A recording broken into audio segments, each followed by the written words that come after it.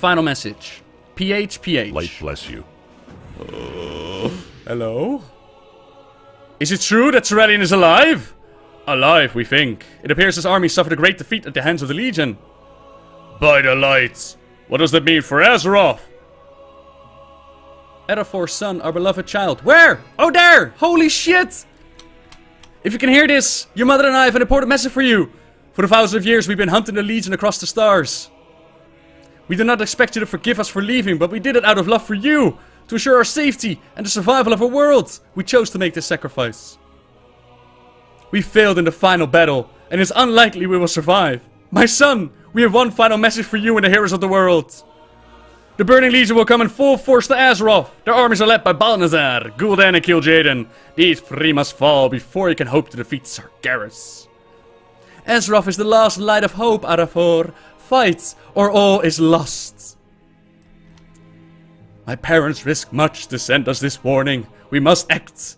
Agreed, Arafor. Brothers and sisters, the time to stand united is now. We must follow the High Lord's leadership more than ever. Again!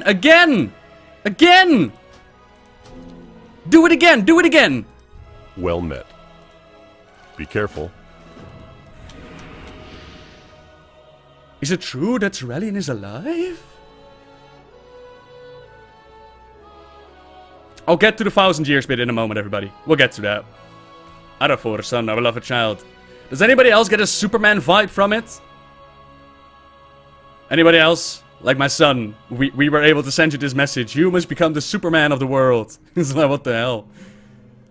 We do not expect you to forgive us for leaving, but we did it out of love for you, to ensure your safety and the survival of our world. We chose to make this sacrifice.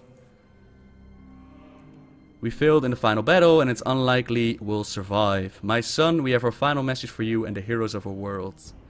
The Burning Legion, so Balnazar, Gul'dan and Kil'jaeden, those three are in the way before we can hope to defeat Sargeras. But why?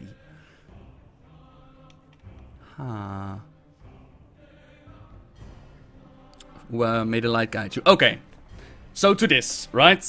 What we have here is How may I help? Arafor the Redeemer. I've always felt drawn to the light. Perhaps this was because my father's calling as well, and I wish to follow in his footsteps. Arafor was added during the Burning Crusade, where we found him in an inn, where he was apparently looking for Alleria and Turalyon. Apparently he was their half high elf, half human son. However, in the books, Tied to Darkness, Beyond the Dark Portal, there was never any mention of him at all. So somewhere between the point in time that Alleria entered Turalyon's tent, where she was like, I'm cold, hold me, I hate the world, and the moment that they stepped through the Dark Portal, which is a very, very small period of time. Alleria apparently got pregnant, had a child, gave it to someone else to raise, and she joined Turalyon in the battle beyond the Dark Portal, without ever telling Turalyon. Although in this message he's like, my son, we left you behind because we had no choice. So that's a retcon. Apparently Turalyon did know about their child. Was never mentioned in the lore before. Stepping away from that, we always knew that Arafor, or Arator, was looking for his mommy and daddy. And now we find out that they made a choice. This vessel, it senses young Arafor's presence. If you can hear this, we do not expect you to forgive us for leaving, but we did it out of love for you. So at some point in time, between the novel Beyond the Dark Portal and the Burning Crusade, because in the Burning Crusade we went to Outland where Alleria and Turalyon were, and not even Khadgar could tell us where they were. Somewhere in that time period, they made a choice to take the battle to the Legion. And once they did, they left their son behind. And for 1,000 years, they have been hunting the Burning Legion across the stars. Now, some of you already asked, like, how is that possible for 1,000 years? Now, I don't know where Turalyon's immortality came from. That is a question for the ages. But Alleria is a high elf who already lived for a very long time. But if you look at the Hunter questline, I believe it's the marksmanship one, where you actually go on the trail of Alleria, Verisa tells you that time works differently so deep into the Twisted Nether. A mortal's heartbeat could be like an age over there.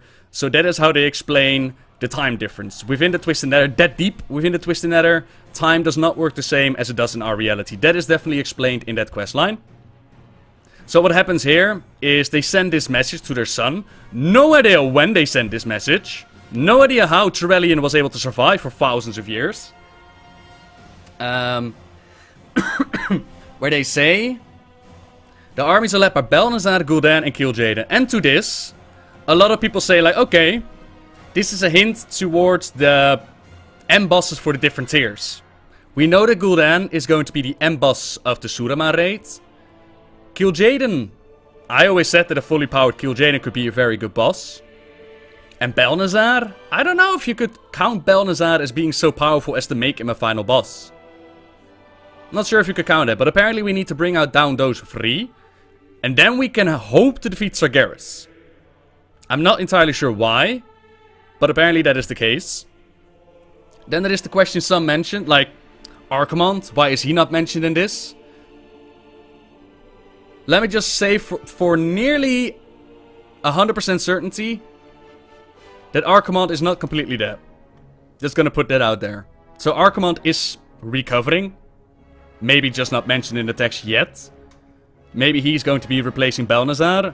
Or maybe they have something else in mind and they decide that he is truly dead. That we did finish him off on Draenor. That I cannot tell you. So that is the bit behind Alleria and Turalyon. We have finally seen them. They've given a message to the Superman. And, yeah. Any comments on this? But interesting though. I like that it's added. It makes my lore heart beat faster, that's for sure. King's honor, friend. Did I see the data mined Holy Dreadlord? I did. And apparently I waited so long that I can't turn in the final message anymore, so we'll have to do it again. Oh no, what a shame! Blah, blah, blah. And now let's take a quick look at the models. As you can see, this is not her finished model, right? This is a Night Elf model. She's supposed to be a High Elf. And I hope for Turalyon's sake that he gets a better model.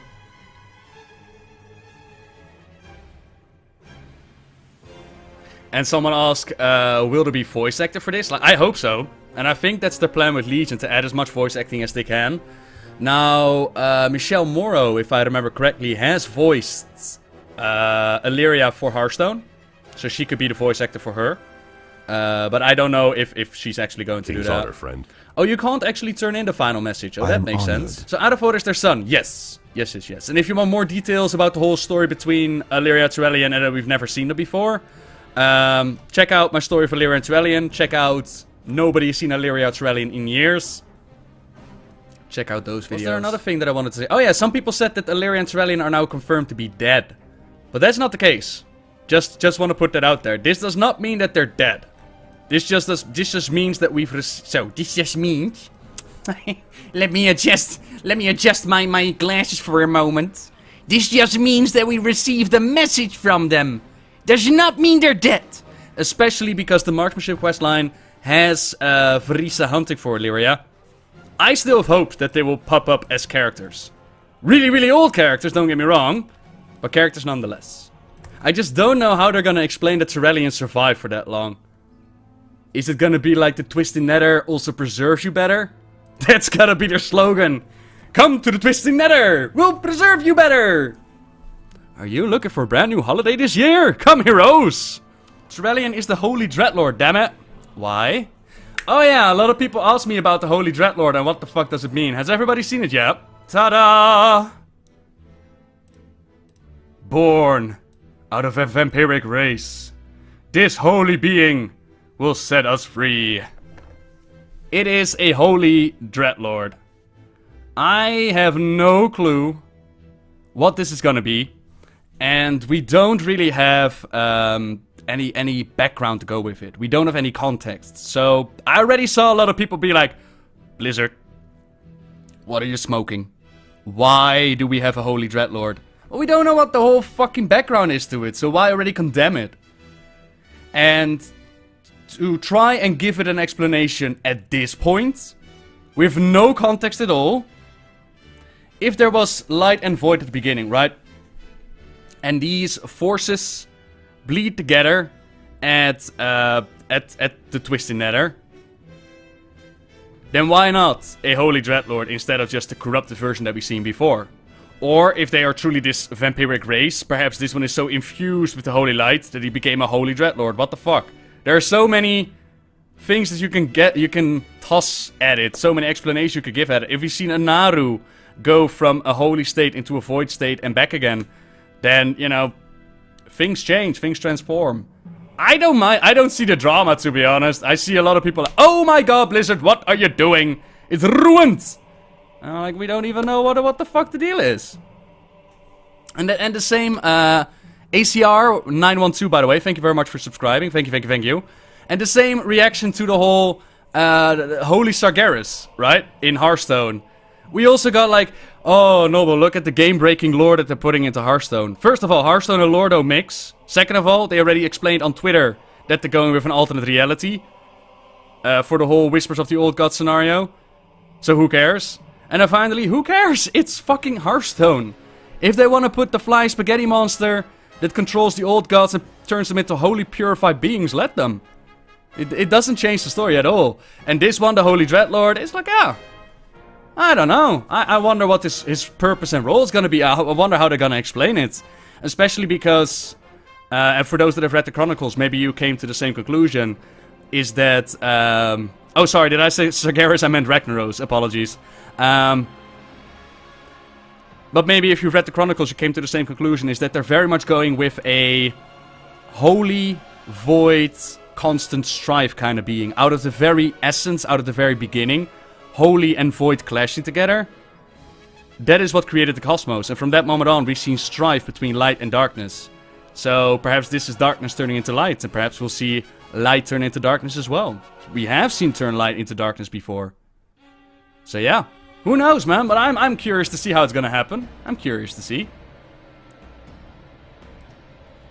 I'm just saying, like, sure, be critical and sure, give feedback. But also keep in mind that we don't have context and we don't know everything yet. Maybe this is one of the coolest things that they ever put in. Who knows? Who knows? Let's not, like, call the end of the world just yet.